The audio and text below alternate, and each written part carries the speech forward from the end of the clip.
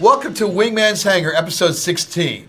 I'm Eric Wingman Peterson, and that was Rob Design Autonomous Serving. Have we started? No, we haven't started. We want to thank our most recent backers. Michael, little scroll there for you on the screen. Thank you guys very much. And a special thanks to NS1045, Crazy Rap Dude, the Ghost 6 for their substantial pledges. You got all those names right? I know, it's early. Whoa. We'll mess it up by the end of the year. By the end of the show, rather. Coming up today, we have a week in review, this week's most valuable post, forum feedback with your video, Keith McCormick with a Build-A-Bot update, and Michael Viewmaster Morlan somewhere in space.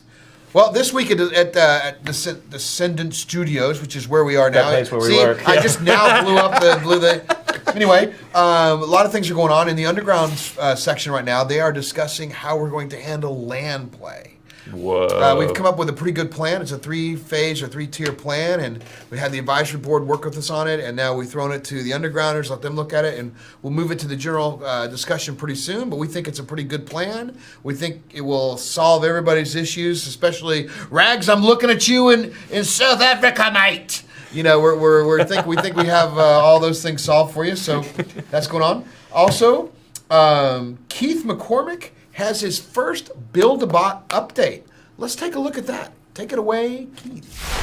Hi, Keith Dunkelzaw McCormick here for this week's check-in on the Descent Underground Build-A-Bot Challenge, where you have a chance to create a new bot for Descent Underground. This week's stage was the creation of 2D concept art and a description of the function of the bots. We've narrowed down the entries to semi-finalists. Check out some of this great art. We also have design concepts for you to vote on. Go to this link right here, vote for your favorites in the art path and the design path so that we can narrow down those semi-finalists into finalists. Your vote makes a difference. We're going to put the finalists in front of the devs next week. They're going to pick the winner for this stage, and the winners are going to determine what the next stage of the competition is going to be working on. So keep checking this link. We need you involved in the Build-A-Bot Challenge.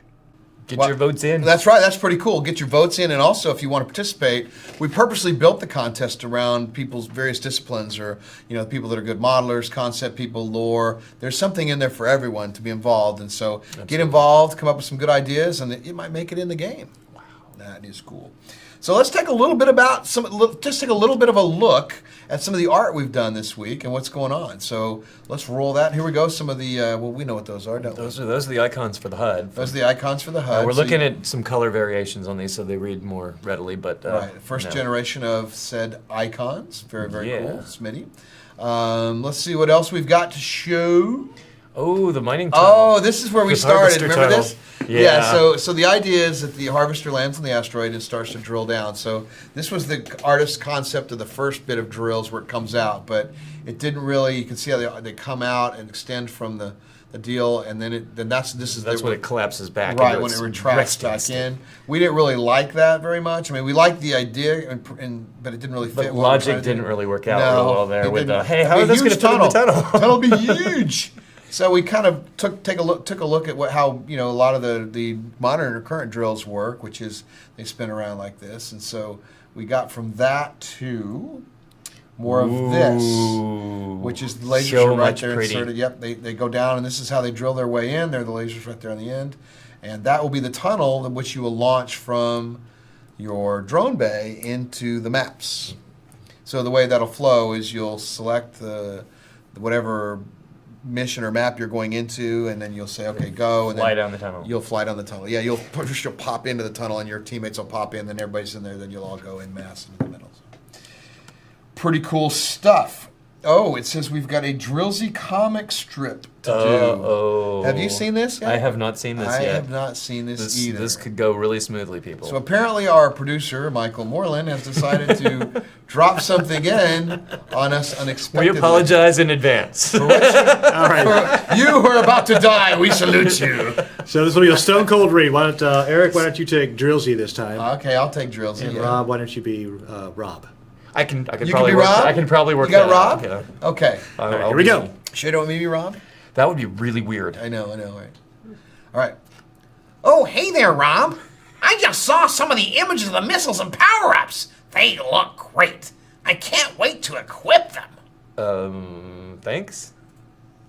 You do realize that you're just a basic drilling drone without weapons or hardware loadouts, right?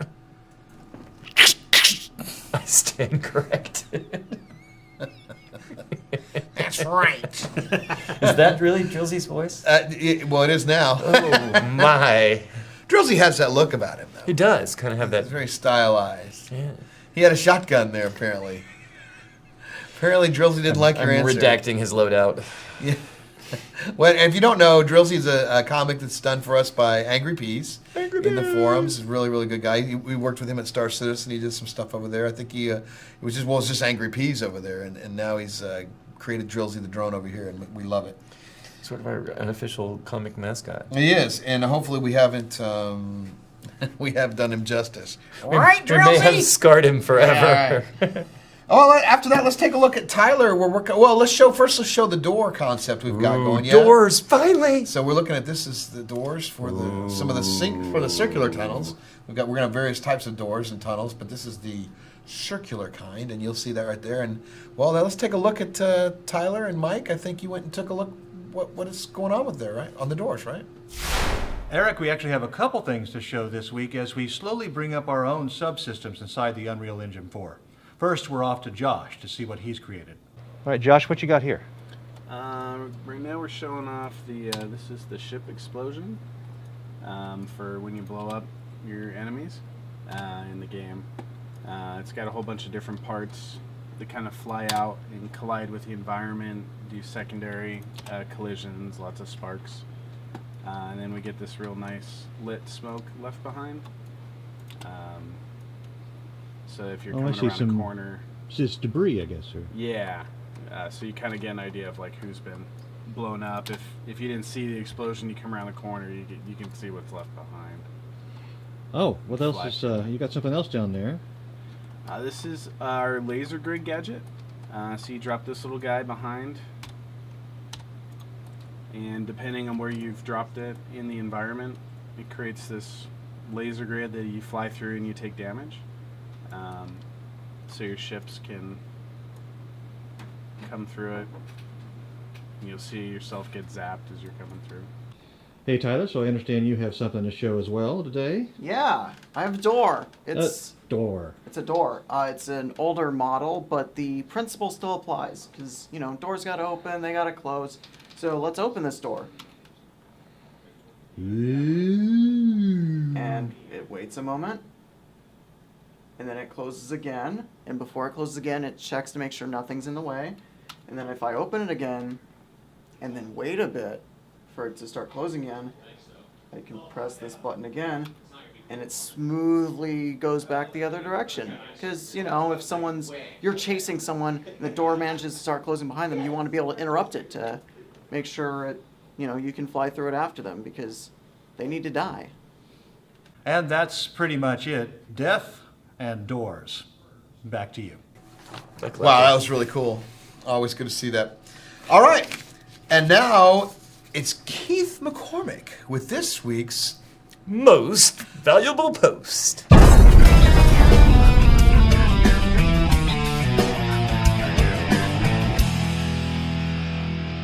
Welcome to Most Valuable Post, where we celebrate someone who's made a positive contribution to the Descent Underground community. This week, we recognize an author who's been creating fan lore for the game. They've been developing a story about how the rise of the arcologies meant salvation for some people and ruin for others. They've even created a holiday based on this, Carnival. So congratulations, Xiphon. You're this week's most valuable poster. Well, we can always use a new holiday, right? Yeah, congrats, Xiphon. And congratulations, XY Phone. I'm taking that day off, by the way, Eric, so, just so you know. It's XY Fun. XY Fun. Put it on your calendar, I'll be off Congratulations, that XY day. Fun.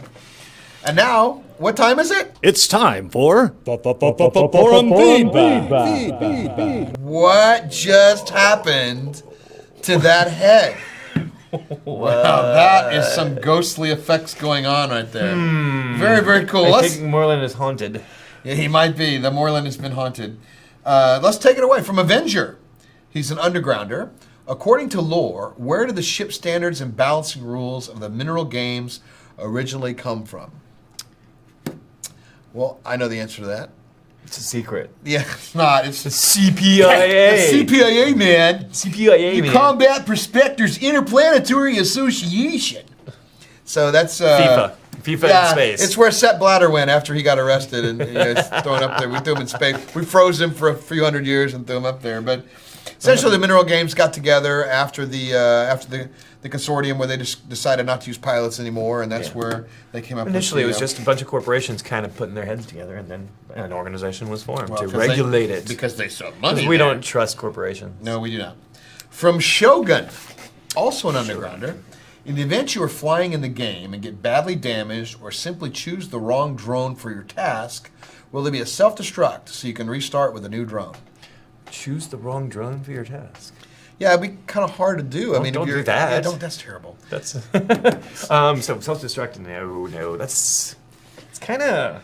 Well, there'd be a penalty if we do. We haven't really considered. Yeah. I mean, we want you to fly back and switch out. Yeah. Right? That was kind of the idea, but. I don't. Maybe. I mean, a lot of other FPSs allow you to suicide or whatever. So, but it feels so. You feel so cheated if It does. someone suicides in front of you. When you're if we trying to do kill them. that, it's probably going to be punitive. There'll be that's some- going to cost for replacing each of your drones. Yeah, because so. there's absolutely it costs. It costs the company. It costs personal. Out of your own script. Okay, taking that out of your paycheck. Out of your paycheck. That's right, Shogun. All right, from Beck Altar, also an undergrounder. Will there be graphical mod pack availability in the game, either client side only or something available for everyone to use on a map from the ship models to map textures? Well, yeah, but it's going to be a while before it's Yeah. out. That's probably something that comes post March of next year. Yeah, so- we got a ways to go on that. I mean, obviously everyone has access to the Unreal Editor, so Which is essentially what it'll be. Yeah, There'll be people- some GUI we put together above that makes it easier for people. But yes, but quite a while down the road. From Raptor, Design Underground Design Underground starring Rob Irving, featuring Rob Irving, with Rob Irving as host. Talked about how you were encountering issues getting all the information in the HUD. Will it be possible to have some of the less urgent information displayed on a second monitor? that'd be pretty cool. Yeah, I think so. I'd like to have companion app stuff for like the drum bay and for cockpit stuff. But again, then it'll be a ways out if we do it. Focused on core gameplay first, and then all the bells and whistles as they go. Yeah, it'll be some feature to be added, I guess. Phase 9.3. Phase, yeah, much phases.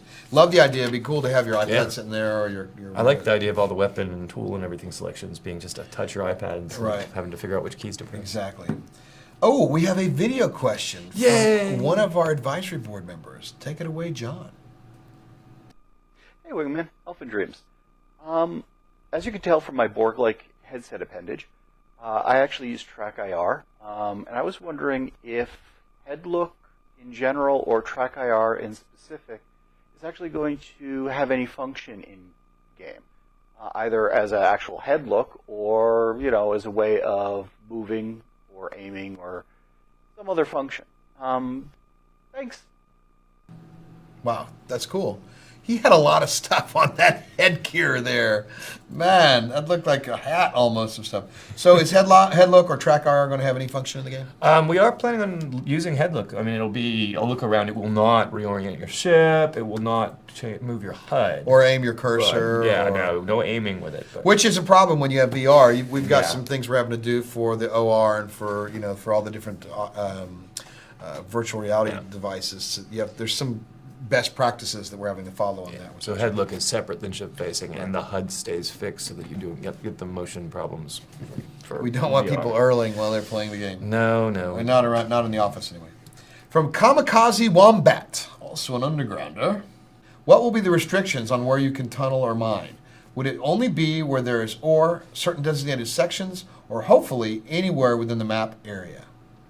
Wouldn't that be neat? Yeah. Anywhere in the map. Anywhere in area. the map, But yeah, no, it's going to be, initially it's going to be set up so that there's going to be specific locations that you can dig. Designated areas. Now, those things may move around some in the sense that you will get different blocks in different places. Sometimes they won't be diggable at all, so the map can change. Yeah, each you could have the time, same map but- and it'll have yeah. different things unlocked or areas you can get to or not get to. Blocking blocks versus diggable blocks versus value blocks with the But we different do want to resources. have that kind of big cheese where everybody goes into, but that's quite a ways That'd down be the road. nifty. Yeah, that's a little ways off, I think. So right now we're gonna, because of gameplay elements, we're gonna constrain where you can dig and why you dig. Like, for us to balance it correctly, we'll get that right, and then eventually we'll keep adding more and more to it. Good question though. Etherus, an undergrounder, asks, if Rob doesn't like the term blossom sauce, I don't know how you couldn't like that, could you just name it 6 degrees of blossom? 6 degrees, 6 degrees, 6 degrees of awesome. Thank you. yes, a perfect place for that. 6 degrees of awesome. Oh, that promo. That was so promo lame. was That so was bad. We cut stupendous. that, but that's how bad it was. Blossom sauce. Blossom No sauce. blossom sauce. So 6 degrees of blossom. 6 degrees of blossom is seriously. probably not what we're going to call it either. People. Oh. All right, another one from Raptor. So if you ask good questions, you get them on twice. Since people might drill new tunnels after you visit an area, well, the auto map has a feature that indicates how old and potentially how out of date the mapping information is. That's a really, really interesting good question. Yeah, That- yeah. And it that's- affects gameplay. It makes it. Yeah, I got that question and I had to stop and think. It's like, wait a minute, I hadn't thought of that. So the answer is, we don't know precisely how that information will be presented, but it's not going to automatically tell you when something's been dug out. Right. Now you have a lot of options there. If you're somewhere else in the map and a scout goes by and they're relaying information to you, They your share- map will that's one of the things update. a Predator does for a team. We're also thinking that the sensor? watchers, the ore watchers, that Ore we're going to watchers. rename at some point, and I think there were some good names on We'll the call them forums. blossoms. There were some.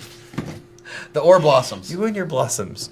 That may be a function of theirs as well, that it can tell you when your map changes. So that's an additional benefit of using those. So essentially, you'll have to go back through that area if Yeah. there's been areas drilled out and opened up, either or somebody on your team that can relay the information to your teammates will have to let you know. So. But yeah, I'm not sure the map itself would show you that this data is stale in this area, because that's kind of giving something away just by its presence. Right. No. We want to. It's whatever works gameplay wise. And by the way, this will all be worked out in test or in play with you guys. So things you'll like that we're going to be balancing the heck out of this and making it fun together. And that's one of those things that sounds cool and should be cool, but we got to make it cool. So it's important.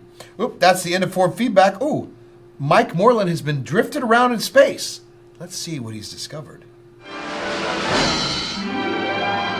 January 31st, 1961, and the first American ever is about to be launched into space from NASA Launch Headquarters in Cape Canaveral, Florida. This mission will be the United States' first step in its quest to place man in space.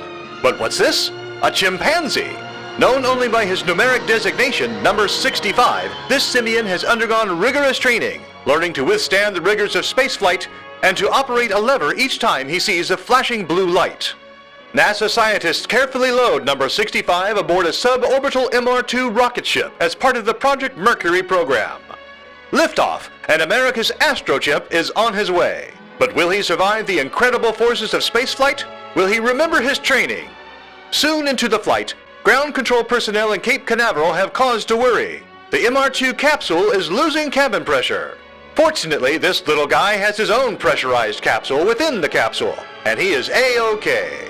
With sophisticated computers and telemetry, scientists on the ground monitor number 65's health, watching as the intrepid space chimp successfully executes a series of lever pushes only fractions of a second slower than his performance on Earth. Time to come home, and the space capsule plunges back into the atmosphere, suffering the buffeting friction and incredible heat of re-entry. Only 16 minutes and 39 seconds after he left the planet, number 65 splashes down in the Atlantic Ocean to be retrieved by nearby military Navy ships. And success! The astrochimp is in good health and good spirits. Only then is number 65 given a name, HAM, an acronym for the laboratory that prepared him for his mission, the Holloman Aerospace Medical Center. Following HAM's mission, in May 1961, astronaut Alan Shepard will be launched into space aboard Freedom 7, America's first human spaceflight under Project Mercury. Astrochimp HAM, leading the vanguard of man's travels in space. Thank you, Michael. That's pretty cool stuff. I always like to see those segments. It's fun to see. It's now time for Wingman's Wait.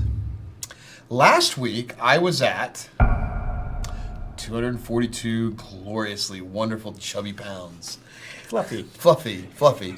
This week I am at 241. I only lost a pound, but Baby steps. Baby steps. That's positive direction. So It's not 241. up, it's down. It's still going down. I'm sure there'll be some weeks where it's not going down, but this week it's 241. We're still doing it. We're still in the low carb action. And thank you guys all. And for those of you on the journey with me, let's keep it up. Let's keep it together. Coming up this week at Descendent Studios, our advisory board is meeting. We have another advisory board meeting. There's nowhere for anybody else to join the advisory board, so we'll record a little bit of that. You'll get to see a little bit of that. That's where some of the people that are the larger pledgers actually get to be involved in design discussions and important things like how do we handle lands. They sit in on the meeting. Yeah, they get They're a really just another yeah. It's not table. just like a chat. It's a Google Hangout. Yep. Vertical slice continues. In fact, we're flying the map. We get the map. We just got the map on Wednesday, which we're recording this on Wednesday, so we don't know yet. We haven't coming seen it in yet. tonight. Coming in With the night tonight of the recording. Ahead of the recording, so we'll be playing it. Also, it's time for the new website. Woo! Don't you agree? Yeah, it's it is time for time. a new look on the website. They so have been let's just working so pretend to hard. push. Let's pretend to push a button, Rob, and we'll launch it. Ready? There you go. Now you should be able to go. That was good. That's pretty much it. So you should check our website now. We've got a new front page up there. We'll continually update, and going forward, we'll be, the store will be changing. We've got a live stream coming up later at the end of this month. We have a design underground session on Monday, which will be a secret because I'm not sure Rob knows what he's going to talk about yet. Math. Are you going to do the math? Oh, lies, yeah. And more lies. Yeah, it's incredible. Yeah, math We're lies. still looking for an entry-level designer. We've got We a few are. possibles now, but if you're around the Austin area and you want to help us build maps and be part of the team, let us know. Hit us up, check our website out, and send us an email. We can use a little help here. We're still building our team here. It's a very small-knit group. We have one lunch a week together, and we're basically in this real tiny area and hanging out, making this game, and showing you how it's done. Again, I mentioned the live stream earlier. We're going to, in that live stream, we'll have the first playable. We'll show you what's going on while we play it together against each other. We'll play some new and old Descent, so we might set something up with some of the old school Dissenters to kick our butts. Yeah, the humiliation. We'll be doing that. And that's when we'll launch our new web store, which will have there's a lot of conversation out there about, how we reinvigorate the jump start, so to speak, the pledging. But we knew that when we finished, we would have to go through a pre-production plan, toss all the stuff out we did before, which was placeholder, and redo it now. Now we're going about it the right way, at least stuff that can hold up to scaling. And we'll show you that, and then we'll also launch the new web store, which has a lot more verbiage. I've actually seen Lotherbot had a really, really good comment, and Voidstalker, some really good comments on how that's going to work. So look for that during the live stream at the end of this month. More information on that later. Thank you very much to our underground members and to all of our backers and pledgers. Without you guys, there is no us. We wouldn't be doing this. We wouldn't be doing this together, and it's thanks to you that it's happening. Subscribe to our YouTube channel, our Facebook posts, our Facebook page. You think I would have never done this before? No. And Twitter. Make sure you follow us on Twitter. Right, follow us on Twitter. If you get in all that stuff, you'll find out when this stuff's happening. You'll get the earliest information possible. So link in and join there. Submit your forum feedback questions in our forums, which Dunkles will have a nice question and also give us feedback on how lousy this show was this week as I stumble. Don't tell us. Bumble, stumble through it. And remember, we'll see you underground.